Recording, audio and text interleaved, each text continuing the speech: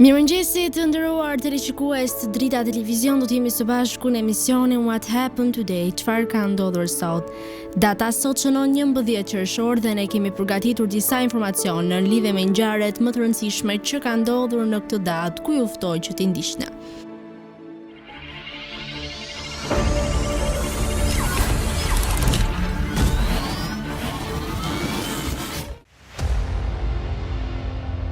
Njëmbëdhjetë qershor. Ngjarje 1580. Juan de Garay themelon Buenos Airesin. 1955. 77 persona humbën jetën dhe 77 të tjerë u plagosën, kur një vetur e garave u rrotullua dhe doli nga pista e garës duke u përplasur me turmën e shikuesve. 1976.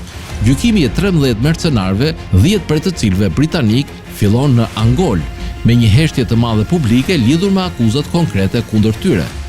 1987. Margaret Thatcher udhëheq Partinë Konservatore drejt fitores së tretë radhazi në zgjedhjet e përgjithshme të Britanisë së Madhe. Lindje 1945. Lindi Bekir Musliu, shkrimtar kosovar. Vdekje 1979. Vdiq John Wayne, aktor amerikan. 1982. Vdiq Al Rinker, këngëtar amerikan dhe antar e Eurythmics Boys. 1984. Vdiq Enrico Berlinguer, politikan komunist italian. 1991. Vdiq Cromwell Everson, kompozitor i Afrikës së Jugut. 1993. Vdiq Ray Shirkey, aktor amerikan. 1996. Vdiq Brigitte Held, aktore gjermane.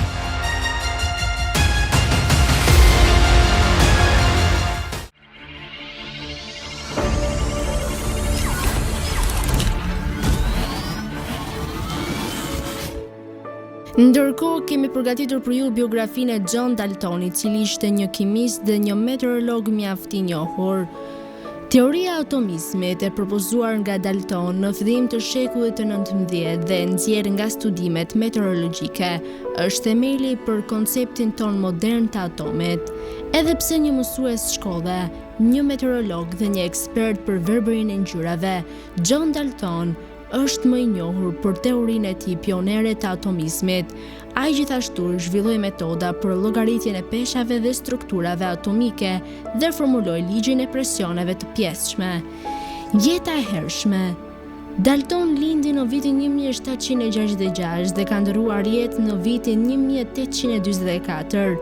Ai lindi një familje modeste kuarkerësh në Angli dhe për një pjesë më të madhe të jetës së tij, duke filluar në shkollën e fshatit në moshën 12 vjeçare, fitoi jetesën si mësues dhe pedagog publik.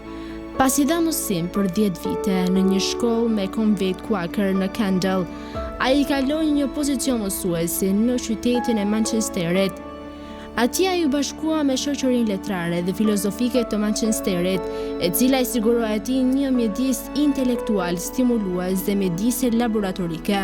Punimi i parë që i dha përpara shoqërisë dhe mori një hovë mjaft të madh ishte mbi verbërinë e ngjyrave, e cila goditi dhe nganjëherë quhet ende daltonizëm. Daltonizmi është kur një person ka probleme në dallimin e ngjyrave. Teoritë e atomizmit dhe ligji i presioneve të pjesshme. Dalton arriti në pikpamjen e tij për atomizmin me anë të meteorologjisë, për të cilën ai ishte seriozisht interesuar për një periudhë të gjatë. Ai mbajti dhënat ditore të motit nga viti 1787 deri në vdekjen e tij. Libri i tij i parë ishte Vëzhgimet meteorologjike dhe lexoi një seri të punimeve mbi tema meteorologjike para shoqërisë letrare dhe filozofike midis viteve 1799 dhe vitit 1801. Gazetat përmbanin deklaratën e pavarur të Daltonit për ligjin e Charles. Të gjithë lëngjet elastike zgjerojnë të njëjtën sasi nga nxehtësia. Ai gjithashtu sqaroi atë që kishte vënë duke në vëzhgimet meteorologjike, që ajri nuk është një tretës si mall kimik, siç kishte menduar Anthony Laurent dhe pasuesit e tij, por një sistem mekanik ku presioni ushtruar në çdo gaz në një përzierje është i pavarur nga presioni ushtruar nga gazrat e tjerë dhe ku presioni total është shuma e presioneve të secilit gaz. Duke shpjeguar ligjin e presioneve të pjesshme për kimistët skeptik të kohës, duke përfshirë Humphrey Davy, Dalton pohoi se forcat e smbrapsjes që mendohej se shkaktonin presion vepronin midis atomeve të njëjtit lloj dhe se atomet në një përzierje ishin vërtet të ndryshëm në peshë dhe kompleksitet. Ai vazhdoi të llogarisë peshat atomike nga përbërja në përqindje e përbërjeve, duke përdorur një sistem arbitrar për të përcaktuar strukturën e mundshme atomike të secilit përbërës. Si një quarker, ai udhëhoqi një ekzistencë modeste, megjithse ai mori shumë nderime, por në një periudhë mjaft të vonshme. Në Manchester, në shumë se 40.000 njerëz marshuan në kortezhin e tij funeral. Tani do të kalojmë në rubrikën e shëndeti. Sot kam përsëritur për të folur e vlerave ushqyese të vajit të kastorit ose siç njihet ndryshe vaji i recinit.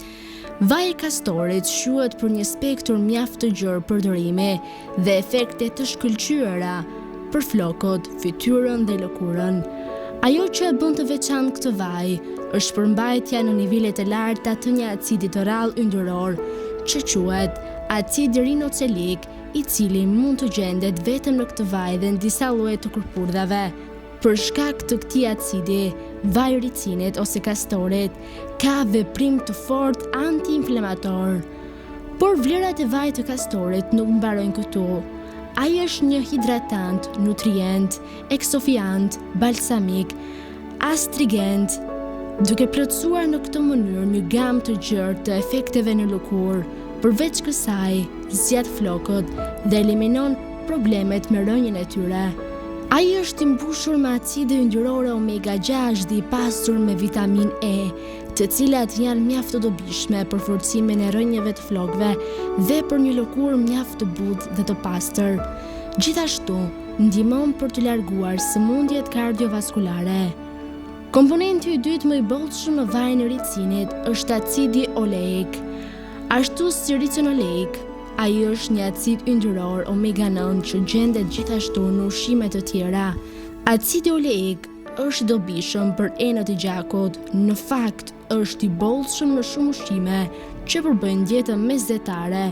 Pasi acidi oleik ka aftësinë për të mbrojtur trupin nga sëmundje të tilla si hipertensioni, gjithashtu ndihmon në rritjen e flokëve.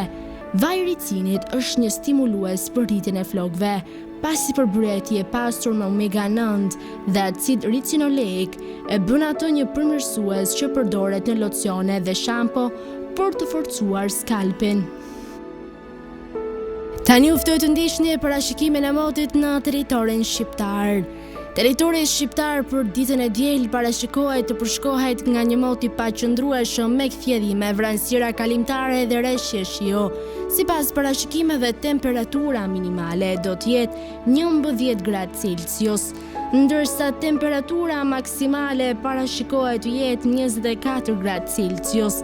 Era do të fryjë me një shpejtësi mesatare 1 deri në 9 metër për sekond në drejtimin veriperëndimor, çka do të bëjë që të krijohen dallgëzime deri në 4 ball, ndërsa temperaturat minimale dhe maksimale në disa qytete kryesore të Shqipërisë do të jenë si vijojnë: Shkodër 18 deri 23 gradë Celsius, Kukës 11 deri 14 gradë Celsius, Peshkopi 11 deri 14 gradë Celsius, Tiranë 19 deri 20 gradë Celsius, Durrës 21 deri 22 gradë Celsius, Kavaj 21 deri 23 gradë Celsius, Elbasan 17 deri 21 gradë Celsius, Berat 16 deri 20 gradë Celsius, Korç 11 deri 19 gradë Celsius, Vlorë 19 deri 24 gradë Celsius, Gjirokastër 14 deri 23 gradë Celsius, Sarandë 17 deri 22 gradë Celsius. Tani u ftoj të ndiqni parashikimin e motit në territorin e Kosovës. Territori i Kosovës për ditën e diel parashikohet të përshkohet nga një mot i paqëndrueshëm me kthjedhime, vranësira kalimtare dhe në disa zona parashikohet të ketë rreshje të shumta shiu. Sipas parashikimeve, temperatura minimale do të jetë 13 gradë Celsius, ndërsa temperatura maksimale parashikohet të jetë 23 gradë Celsius. Era do të frynë në drejtimin juglindor me një shpejtësi mesatare 1 deri në 3 metër për sekond, ndërsa temperaturat minimale dhe maksimale në disa qytete kryesore të Kosovës do të jenë si vijojnë: Mitrovica 14 deri 20 gradë Celsius, Podujev 13 deri 19 gradë Celsius, Skënderaj 14 deri 18 gradë Celsius, Pej 16 deri 22 gradë Celsius, Prishtinë 14 deri 20 gradë Celsius, Gjakov 16 deri 23 gradë Celsius, Malishev 15 deri 20 gradë Celsius, Gjilan 15 deri 20 gradë Celsius, Ferizaj 14 deri 19 gradë Celsius, Kaçanik 14 deri 19 gradë Celsius, Prizren 13 deri 20 gradë Celsius. Të nderuar teleshikues të Drita Televizion, kjo ishte gjithçka e përgatitur në këtë emision. Ndërkohë ju ftoj të na ndiqni në rrjetet tona sociale, Instagram, TikTok, Twitter dhe Facebook. Gjithashtu, nëse dëshironi që të na ndiqni live, mjafton të klikoni në webdrita.tv.